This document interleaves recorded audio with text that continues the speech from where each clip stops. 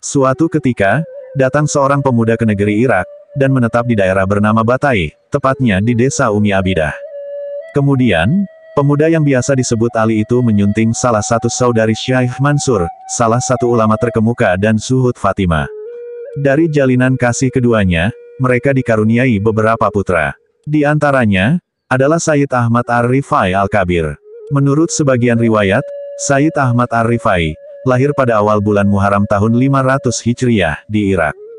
Sebelum lahir, Ar-Rifai sudah dibanggakan oleh sejumlah ulama terkemuka kala itu, di antaranya Syekh Al-Kabir Tajul Arifin Abul Wafa, Syekh Mansur, Syaki Ahmad Humais, dan lainnya. Garis keturunan Ar-Rifai bersambung kepada Nabi Muhammad dari jalur Sayyidina Husain, cucu Rasulullah. Lengkapnya sebagai berikut.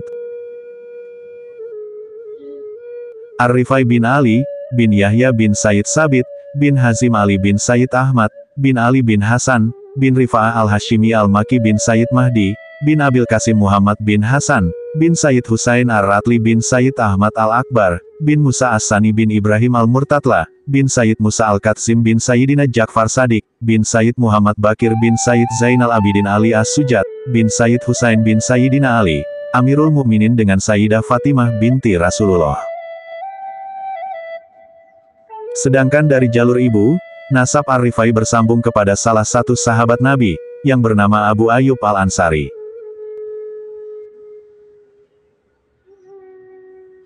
Ar-Rifai kecil, lahir sebagai anak yatim. Beliau tidak pernah merasakan indahnya bercanda dengan sang ayah, tidak pernah merasakan hangatnya pelukan, dan kasih sayang dari ayah tercinta. Beliau juga tidak pernah menerima petuah dan ilmu agama darinya. Sebab, sang ayah telah dipanggil Ilahi Rabi, ketika Ar-Rifai masih berada dalam kandungan. Hanya saja, hal itu tidak membuatnya kecil hati. Beliau tetap semangat dalam mencari ilmu. Sejak kecil, Ar-Rifai diasuh oleh pamannya, Syekh Mansur. Ar-Rifai belajar kepada pamannya, tentang tarekat sufiyah, ilmu tasawuf, ilmu syariah dan hakikat. Bahkan Ar-Rifai mendapat ijazah dari sang paman. Sedangkan dalam ilmu fikih, Ar-Rifai belajar kepada Abul Fadl Al-Wasiti, yang dikenal dengan Ibnul Qori.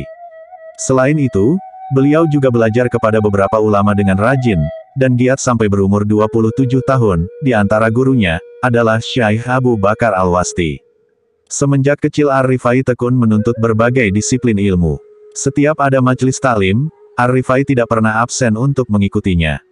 Sebab ketekunan dan istiqomahnya, Allah menganugerahinya ilmu rohbani, yaitu ilmu laduni, ilmu yang langsung diberi oleh Allah. Tak pelak saat Ar-Rifai tumbuh dewasa, beliau tampil sebagai rujukan masyarakat. Semua persoalan yang terjadi, langsung bisa dijawab oleh Ar-Rifai secara detail lengkap, dengan referensinya.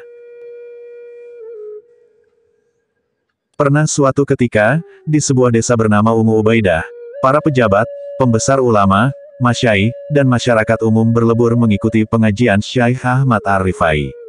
Pengajian yang saat itu diikuti sekitar 100.000 orang, semua berbondong-bondong mendengarkan nasihat dan mauizahnya.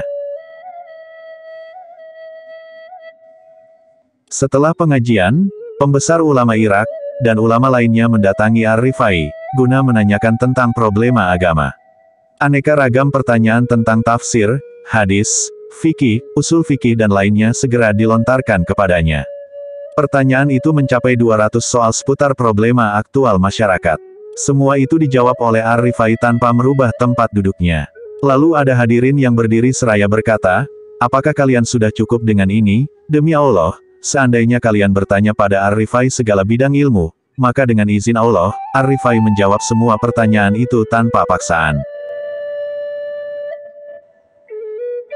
Lalu Ar-Rifai tersenyum dan berkata, "Ajaklah mereka, untuk bertanya padaku, sebelum aku tiada dari dunia ini. Karena sesungguhnya dunia sirna, sedangkan Allah berada di mana-mana."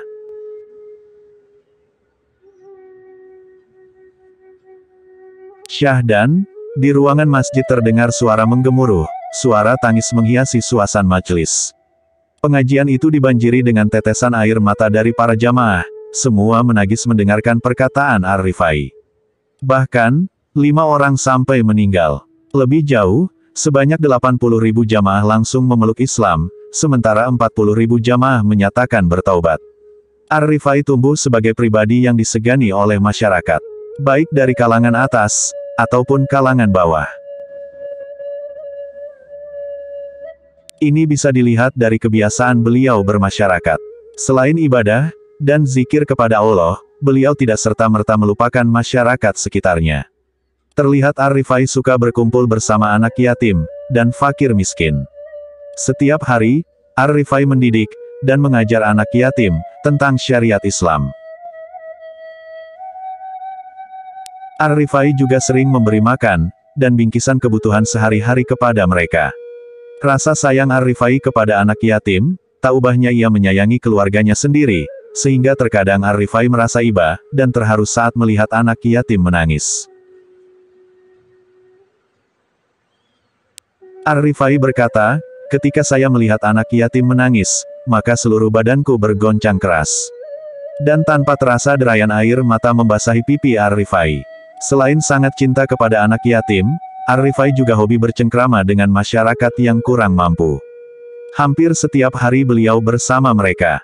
Bahkan, beliau sering memenuhi kebutuhan mereka, serta memberinya uang tanpa meminta imbalan, dan banyak pertanyaan.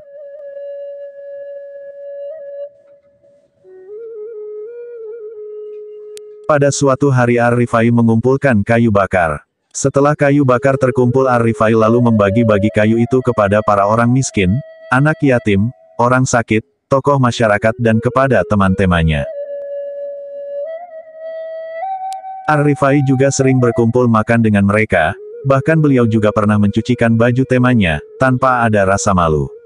Semua itu beliau lakukan sebagai perantara mendekatkan diri kepada Allah. Ar-Rifai berkata, syafaqah kasih sayang kepada saudara kita, termasuk media yang dapat mendekatkan diri kepada Allah.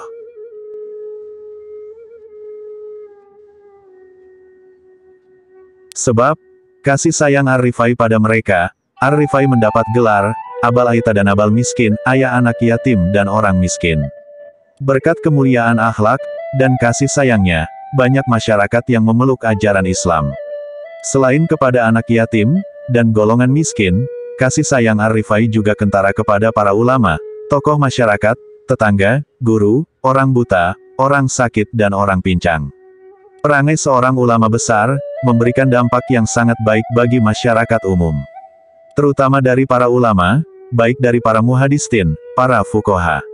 Semua mengakui atas kewalian, dan ibadah yang beliau tekuni. Salah satunya adalah dari ulama fiqh yang populer di kalangan ulama, ia adalah Imam Ar-Rafi.